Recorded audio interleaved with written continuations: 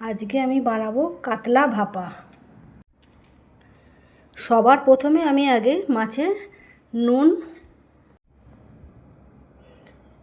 হলুদ মাখিয়ে ভেজে নেব।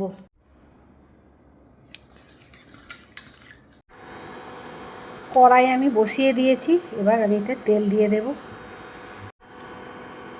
মাছগুলো আমি এক এক করে কড়াই দিয়ে দেবো, তবে বেশি ভাজবো না, হালকা ভাজবো। মাছ ভাজা হচ্ছে, ততক্ষণে আমি মশলাটা রেডি করি। আমি ভাপা কাতলা করার জন্য দেখুন একটা মিক্সচার গ্রাইন্ডারে নিয়ে নিয়েছি সর্ষে, কালো সর্ষে, সাদা সর্ষে। সাদা সর্ষের ভাগটাই বেশি আছে, কালো সর্ষে অল্প দেব। পোস্ত দিয়ে দেব, 3টে শুকনো লঙ্কা দিয়ে দিলাম। দিয়ে দেবো 3টে কাজু বাদাম, সামান্য নুন দিয়ে দেবো, দিয়ে দেবো একটু জল। এবার ঢাকনা দিয়ে এটা গ্রেট করে নেব। মাছ আমি হালকা করে ভেজে নিয়েছি দেখুন। এবার এতে দিয়ে দেবো সর্ষে, পোস্ত, কাজু বাদাম সব বাটা। দিয়ে দেবো টমেটো পিউরি, দিয়ে দেবো টক দই, কালো জিরে, লঙ্কা, কাঁচা লঙ্কা, নুন, হলুদ, কাশ্মীরি লঙ্কা, সামান্য জল। এবার ভালো করে মিশিয়ে নেব।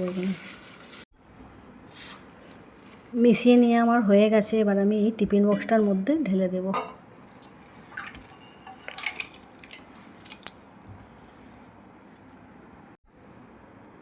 এবার আমি এটা ঢাকা দিয়ে দেব।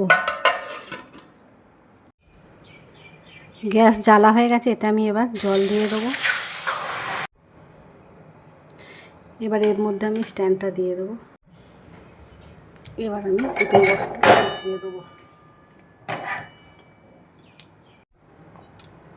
বসিয়ে দিয়েছি, এবার এর উপর দিয়ে আমি এটা ঢাকা দিয়ে দেব। ঢাকা দিয়ে দিয়েছি 15 মিনিটের জন্য। তো 15 মিনিট হয়ে গেছে। এবার আমি ঢাকাটা খুলে দেখব। তো আমি গ্যাস থেকে নামিয়ে নিয়েছি, এবার ঢাকাটা খুলে আমি দেখব। দেখুন আমার ভাপা কাতলা পুরো রেডি। তো ভাপা কাতলা আমি সার্ভ করে দিয়েছি গরম গরম ভাতে, দারুণ লাগবে। যারা এখনও বানাননি তারা এখন বানিয়ে ফেলুন। যারা এখনও বানাননি তারা চটপট বানিয়ে ফেলুন।